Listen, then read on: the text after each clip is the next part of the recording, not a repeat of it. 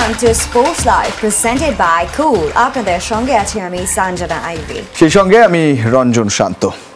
ব্যস্ততম এক sports calendar অপেক্ষা করছে বাংলাদেশের জন্য। বিপিএল এর ডামাডোলে যার শুরু, আছে চ্যাম্পিয়ন্স ট্রফির মহারণ। ফুটবলে হামজা চৌধুরীর অভিষেক কিংবা সাফ চ্যাম্পিয়নশিপ, বছরের শেষে যুব হকি বিশ্বকাপ। 2025 সালের ক্যালেন্ডারে কখন কি খেলা, সহকর্মী মুজনেবিন তারেক জানাচ্ছেন সেই খবর। ক্রীড়াঙ্গনে পরিবর্তনের ঢেউ তুলে ক্যালেন্ডারের পাতা থেকে বিদায় নিয়েছে ঘটনাবহুল 2024। নতুন বছরেও ঠাসা সূচি দেশের ক্রীড়াঙ্গনে, যেখানে বছর জুড়েই ব্যস্ত সময় পার করবে দেশের ক্রিকেট। শুরুটা বিপিএল দিয়ে হলেও এ বছরের মূল আকর্ষণ চ্যাম্পিয়ন্স ট্রফি। ফেব্রুয়ারিতে অনুষ্ঠিতব্য এই আসরে দুবাই ও পাকিস্তানে ম্যাচ খেলবে নাজমুল শান্তর দল। মার্চে জিম্বাবুয়ের বিপক্ষে ঘরের মাঠে ওয়ানডে ও টি-20 সিরিজ। এপ্রিলে টাইগাররা যাবে পাকিস্তানে 2 ফরম্যাটের সিরিজ খেলতে। পরের মাসেই পূর্ণাঙ্গ সিরিজ খেলতে লঙ্কা সফর। 1 মাসের বিশ্রাম শেষে জুলাইয়ে ঘরের মাঠে ভারতের বিপক্ষে ওয়ানডে ও টি-20 খেলবে সিমন্স শিষ্যরা। আর অক্টোবরে ঘরের মাঠে উইন্ডিজের বিপক্ষে সিরিজ ও এশিয়া কাপ ব্যস্ততার পর বছর শেষ হবে নভেম্বরে আয়ারল্যান্ডের বিপক্ষে হোম সিরিজ দিয়ে। ব্যস্ত বছর কাটবে নারী ক্রিকেটেও। শুরুতেই উইন্ডিজ সফরে 3 ওয়ানডে ও 3 টি-20, যেখানে সিরিজ জিতলে মিলবে ওয়ানডে বিশ্বকাপের টিকিট। আগস্ট ও সেপ্টেম্বরে অনুষ্ঠিত হবে সেই আসর, আর সিরিজের শেষটা ডিসেম্বরে ভারতের মাটিতে ওয়ানডে ও টি-20 সিরিজ দিয়ে।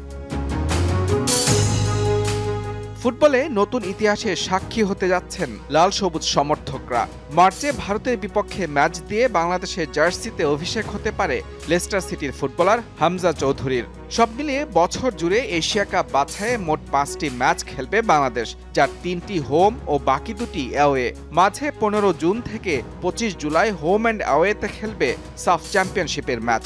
পাশাপাশি সেপ্টেম্বরে ফিফা উইন্ডোতে আছে প্রীতি ম্যাচ খেলার সুযোগ। টানা দ্বিতীয় সাফ উপহার দেয়া নারী ফুটবল দলেরও ব্যস্ততা থাকবে নতুন বছরে। ফিফা উইন্ডোতে অন্তত 11টি ম্যাচ খেলার সুযোগ পাবেন সঞ্জিদা সাবিনারা। পাশাপাশি 23 জুন থেকে 5 জুলাই হোম অ্যান্ড অ্যাওয়েতে এশিয়া কাপ বাছাই ম্যাচ খেলবে নারী ফুটবল দল। আর বছর জুড়ে বয়সভিত্তিক দলগুলোরও থাকবে সাফ ও এফসি টুর্নামেন্টের ব্যস্ততা। হকিতে বাংলাদেশের জন্য বিশেষ এক বছর হতে যাচ্ছে 2025। ডিসেম্বরে ভারতে শুরু হতে যাওয়া যুব বিশ্বকাপে প্রথমবারের মতো খেলবে লাল সবুজের প্রতিনিধিরা। আন্তর্জাতিক ফুটবলে সবচেয়ে বড় আকর্ষণ হবে ফিফা ক্লাব বিশ্বকাপ। প্রথমবারের মতো 32 দলের অংশগ্রহণে আসর শুরু হবে 24 জুন যুক্তরাষ্ট্রে। এছাড়া ক্যালেন্ডারের নিয়ম মেনে 31 মে হবে চ্যাম্পিয়ন্স লিগ ফাইনাল। টেনিসেও যথারীতি হবে 4 গ্র্যান্ড স্লাম আসর। জানুয়ারিতে অস্ট্রেলিয়ান ওপেন দিয়ে শুরু হয়ে শেষটা হবে আগস্টে ইউএস ওপেনের মাধ্যমে। মুজনেবিন তারেক, যমুনা স্পোর্টস। সঞ্জনা, যে মনোযোগ দিয়ে তুমি দেখলে, মানে বিজ্ঞাপন না, তার আগে যে আসলে পুরো প্রতিবেদনটা গেল, বছরটা কেমন যাবে এটা দেখতে দেখতে কি ভাবলে? মানে কোন সময় ছুটির উইন্ডো আছে তোমার, এরকম কিছু নাকি? ছুটির উইন্ডো আমি যতটুকু চিন্তা করেছি যে অক্টোবর আর নভেম্বরের মাঝামাঝিতে নেওয়া যেতে পারে, অথবা ডিসেম্বরে অ্যাজ ইউজুয়াল। কিন্তু কাজ তো আসলে করতে হবে। এবং এবছর সবচেয়ে বড় ব্যাপার যেটা চ্যাম্পিয়ন্স ট্রফি আছে, আইসিসির একটা ইভেন্ট থাকবেই প্রত্যেক বছর। নেক্সট ইয়ারটা বোধহয় আরও টাফ, সেখানে টি-20 বিশ্বকাপ আছে, ফুটবল ওয়ার্ল্ড কাপ আছে। তবে ফুটবলেও শেষ দিকটা মে জুনে ওখানে ক্লাব যে ফুটবলের বিশ্বকাপ আছে একটা, এটা বলা হচ্ছে নতুন, সুতরাং সেখানেও একটা ব্যস্ততা আছে। আর বছর জুড়ে দ্বিপাক্ষিক সিরিজ সেগুলো তো থাকবেই। তবে শুরুর দিকে যে বিপিএল এর পরপরই চ্যাম্পিয়ন্স ট্রফি, এখানে একটা প্রেশার আছে। এখানে মোটামুটি একটা প্রেশার আছে। তবে সব কিছু মিলিয়ে পুরো এই স্পোর্টস ওয়ার্ল্ডটা একদম ভালোভাবে যাক, ভালোভাবে কাটুক, বাংলাদেশের আরো বেশি অর্জন হোক, এটাই আমরা বাংলাদেশের সফলতা বিভিন্ন অঙ্গনে, একেবারেই হকি থেকে শুরু করে সব ক্ষেত্রে সেই প্রত্যাশা আমাদের থাকছে। যাচ্ছি পরবর্তী প্রসঙ্গে। বিপিএল এ ক্রিকেটারদের পারিশ্রমিক দিয়ে দিতে ফ্র্যাঞ্চাইজিগুলোর সাথে আলোচনায় খোদ বিসিবি সভাপতি, যদিও খুব একটা আশার বাণী নেই ফারুক আহমেদের কণ্ঠে। মাত্র 4 মাসে ম্যাজিক্যাল কিছু সম্ভব নয়। সাফল্য আর ব্যর্থতা আছে দুটোই। বিপিএল এর নির্দেশনা ছিল ব্যাটিং উইকেট বানানোর, জানালেন বিসিবি বস। কুয়াশাচ্ছন্ন শীতের সকালে বছরের শুরু, হোম অফ ক্রিকেটে 2025-এর প্রথম সকালেই হাজির বিসিবি সভাপতি ফারুক আহমেদ। যুব বিশ্বকাপ খেলতে যাচ্ছে বাংলাদেশের মেয়েরা। তার আগে আনুষ্ঠানিক ফটো সেশনে বিসিবি বস ছিলেন পুরো দলের সাথে। 4 মাসেরও বেশি সময় হয়েছে ফারুক আহমেদের অধীনে বিসিবির নতুন কমিটির। এই অল্প সময়ে সাফল্য আর ব্যর্থতা ছাড়াও শোনালেন নতুন বছরের প্রত্যাশার কথা। ইট ওয়াজ এ মিক্সচার। আমরা পাকিস্তানে 2 টেস্ট সিরিজ জিতেছি, ইন্ডিয়াতে 2টা হেরেছি, ওয়েস্ট ইন্ডিজের সাথে 1-1 হয়েছে টেস্ট সিরিজ, ঢাকায় আবার 2টা হোম সিরিজ হেরেছি, আবার T20 ওয়েস্ট ইন্ডিজে গিয়ে হারিয়েছি। So it's like mixture. But আমি কিন্তু খুব রেজাল্ট, ডেফিনেটলি আমরা যাই করি রেজাল্ট ওরিয়েন্টেড, বাট রেজাল্ট পেতে চাইলে আপনার কিছু প্রসেসের মধ্যে যাওয়া দরকার। প্রসেসটা যদি আপনি ঠিক করতে পারি তাহলে কিন্তু ওইটা হলে গিয়া একটা লজিক্যাল সিকোয়েন্স, মানে আপনার রেজাল্ট আসবে। এখন এই জন্য একটু ধৈর্য ধরতে হবে। আমার মাত্র 4 মাস, আপনি বললেন 4 মাসে আসলে ম্যাজিক কিছু করা যাবে না। এনসিএল টি20-র সফল আয়োজনের পর এবার বিপিএল। ঘরোয়া ক্রিকেটের সবচেয়ে বড় টুর্নামেন্ট নিয়ে প্রতিবারই থাকে আলোচনা, সমালোচনা আর প্রশ্ন। ব্যতিক্রম নয় এবারও। খেলা শুরু হয়ে গেলেও চুক্তির 50% পারিশ্রমিক বুঝে পাননি ক্রিকেটাররা। আমাদের প্রতিদিন আমরা আমাদের যে বিপিএল টিম আছে, আমি বলেছি প্রত্যেকটা ফ্র্যাঞ্চাইজি ওনার সাথে ডে 1 থেকে যোগাযোগ করে তাদের বলা যে টাকাটা তাদের দিতে হবে, যেভাবে আমরা গিয়েছি। আসলে আপনি যদি একদম ব্ল্যাক অ্যান্ড হোয়াইট চিন্তা করেন এটা না কেন, এটা কিন্তু উত্তর আমি এক কথা দিতে পারবো না। You have to see the situation. এই গত 4 মাসের সিচুয়েশন দেখতে হবে আপনার সবার তরফ থেকে। তার মানে তা না যে প্লেয়াররা পয়সা পাবে না। ওইটার জন্য আমরা আলাদা পদক্ষেপ নিয়েছি, তাদের বলছি। আমি প্রেসিডেন্ট হিসাবে তাদের সাথে সরাসরি কথা বলছি। নানা সমালোচনার মাঝে প্রশংসা কুড়াচ্ছে মিরপুরের উইকেট। প্রথম 2 দিনেই দর্শকরা দেখেছে রানের ফোয়ারা। আপনার ইনস্ট্রাকশন ছিল ভালো ব্যাটিং উইকেট আমরা খেলতে চাই। হাসান আল মারুফ, যমুনা স্পোর্টস, ঢাকা। একদিন বিরতি দিয়ে কাল আবারও মাঠে গড়াচ্ছে বিপিএল। দুপুর 1:30টায় ঢাকা ক্যাপিটালসের বিপক্ষে লড়বে দুর্বার রাজশাহী। সন্ধ্যায় হাই ভোল্টেজ ম্যাচে মুখোমুখি হবে রংপুর বরিশাল। মঙ্গলবার ঐচ্ছিক অনুশীলন করেছেন ক্রিকেটাররা। বিপিএল শুরুর 2 দিন পর প্রথম বিরতি। তাই তো বছরের প্রথম দিনটায় কেউ করেছে অনুশীলন, তো কেউ ছিলেন বিশ্রামে। কুয়াশার চাদর ভেদ করে সূর্য তখনও দেখা দেয়নি মিরপুরের আকাশে। অনুশীলন শেষে মাঠ ছাড়ে ঢাকা ক্যাপিটালস, ফরচুন বরিশাল। কিছু সময় নেটে বোলিং করেছেন বরিশালের পাকিস্তানি তারকা শাহিন শাহ আফ্রিদি। ঐচ্ছিক অনুশীলনেও ঘাম ঝরিয়েছেন এই পেসার। এরপর অনুশীলনে আসে দুর্বার রাজশাহী ও চিটাগং কিংস। ঐচ্ছিক অনুশীলনে আলো কেড়েছেন শুধুই কিংসের হেড কোচ শন টেইট। নেটে বোলারদের বোলিংয়ে যেমন চোখ ছিল, তেমনি ফিল্ডিং অনুশীলনও দিয়েছেন বিশেষ নজর। প্রথম ম্যাচে খুলনার বিপক্ষে ভরাডুবির পর এবার ঘুরে দাঁড়ানোর মিশন রাজশাহীর বিপক্ষে। সেই রাজশাহী এদিন অনুশীলন করেছে কিংসের পাশেই। অল্প সংখ্যক ক্রিকেটার এলেও ব্যাটিং বোলিংয়ে পার করেছেন ব্যস্ত সময়। প্রথম ম্যাচে বরিশালের কাছে অপ্রত্যাশিত হারের পর ঘুরে দাঁড়ানোর কথা জানান হাসান মুরাদ। অবশ্যই জেতার জন্য নামবো আমরা। আমার মনে হয় যে অ্যাজ এ টিম আপনি কখনো তো মানে জেতার জন্যই, সবাই তো জেতার জন্যই যায়, তা আমরাও জেতার জন্য যাবো ইনশাল্লাহ। বুধবার মিরপুরের দিনের প্রথম ম্যাচে ঢাকা ক্যাপিটালসের বিপক্ষে মাঠে নামবে দুর্বার রাজশাহী। আরেক খেলা হাই ভোল্টেজ ম্যাচে সন্ধ্যায় রংপুরের বিপক্ষে লড়বে ফরচুন বরিশাল। হাসান আল মারুফ, যমুনা স্পোর্টস, ঢাকা। সবচেয়ে কম টেস্ট খেলে প্রথমবারের মতো এক ইনিংসে 600 রান করে রেকর্ড গড়ল আফগানিস্তান। মাত্র 10 ম্যাচেই এই কীর্তি গড়ে ভেঙেছে পাকিস্তানের 66 বছরের পুরনো রেকর্ড। পেছনে ফেলেছে ভারত, অস্ট্রেলিয়া ও শ্রীলঙ্কার মতো বাঘা বাঘা দলকেও। এমন কীর্তি গড়তে বাংলাদেশের লেগেছিল 76 ম্যাচ, আর সবচেয়ে বেশি 77 বছর সময় নিয়েছে এবারের চ্যাম্পিয়ন্স ট্রফির প্রথম ফাইনালিস্ট দক্ষিণ আফ্রিকা। 2009 সালে আন্তর্জাতিক ক্রিকেট সার্কিটে যুক্ত হয় নতুন এক নাম, আফগানিস্তান। গেল 15 বছরে একটু একটু নিজেদের জায়গা পোক্ত করেছে আফগানরা। গত ওয়ানডে বিশ্বকাপে রূপকথার গল্পের মতো তারা হারিয়েছে ইংল্যান্ড, পাকিস্তান ও শ্রীলঙ্কার মতো অভিজ্ঞ দলকে। অস্ট্রেলিয়ার বিপক্ষে ম্যাচটা হাত ফসকে না গেলে তো ইতিহাস হতে পারত। এর 7 মাস পরেই প্রথমবারের মতো টি20 বিশ্বকাপের সেমিফাইনাল। তার রেশ ধরে এবার লাল বলের ক্রিকেটে নতুন এক রেকর্ড গড়ল যুদ্ধবিধ্বস্ত দেশটি।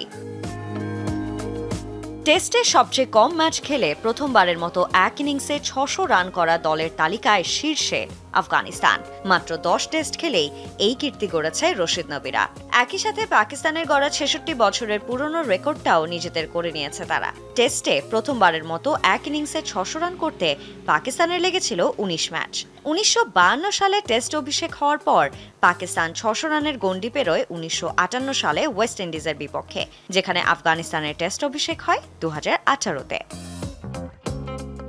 বাংলাদেশের প্রথম 600 রান আসে 76তম টেস্টে। 2013 সালের স্মরণীয় এই দিনে টাইগাররা খেলেছিল শ্রীলঙ্কার বিপক্ষে গল টেস্টে। সেবারই দেশের প্রথম ব্যাটার হিসেবে ডাবল সেঞ্চুরি হাঁকিয়েছিলেন মুশফিকুর রহিম। এছাড়া মোহাম্মদ আশরাফুলের 190 ও নাসির হোসেনের সেঞ্চুরিতে 638 রানের সংগ্রহ পেয়েছিল লাল সবুজের দল। তবে এই তালিকায় নাম লেখাতে সবচেয়ে বেশি 206 ম্যাচ লেগেছে বিশ্ব টেস্ট চ্যাম্পিয়নশিপের প্রথম শিরোপা জেতা নিউজিল্যান্ডের। আবার সময়ের হিসাবে প্রথমবারের মতো 600 রান করতে সবচেয়ে বেশি 77 বছর লেগেছিল এবারের টেস্ট চ্যাম্পিয়নশিপের প্রথম ফাইনালিস্ট দক্ষিণ আফ্রিকার। এছাড়া 600 রানের গণ্ডি পেরোতে ভারতের লেগেছে 166 ম্যাচ, ইংল্যান্ডের 130 আর অস্ট্রেলিয়ার 120 ম্যাচ। এই তালিকায় এখন পর্যন্ত নিজেদের নাম লেখাতে পারেনি জিম্বাবুয়ে। তাদের দলীয় সর্বোচ্চ সংগ্রহ 538। Sanjana Ivy, Jamuna sports. অনূর্ধ্ব-19 নারী বিশ্বকাপে অংশ নিতে দেশ ছাড়ছে বাংলাদেশ দল। বিশ্বমঞ্চে অস্ট্রেলিয়ার সাথে ডি গ্রুপে লড়বে লাল সবুজের মেয়েরা। এর আগে শ্রীলঙ্কায় 4টি প্রস্তুতি ম্যাচ খেলবে তারা। সেখান থেকে বিশ্বকাপ খেলতে মালয়েশিয়ায় পাড়ি দেবে দল। সেই যাত্রার আগে মিরপুরে অফিসিয়াল ফটোশুটে বিসিবি সভাপতির সাথে ছিলেন সব ক্রিকেটার। দেশ ছাড়ার আগে বিশ্বকাপ নিয়ে নিজেদের প্রত্যাশার কথা জানান অধিনায়ক সুমাইয়া আক্তার।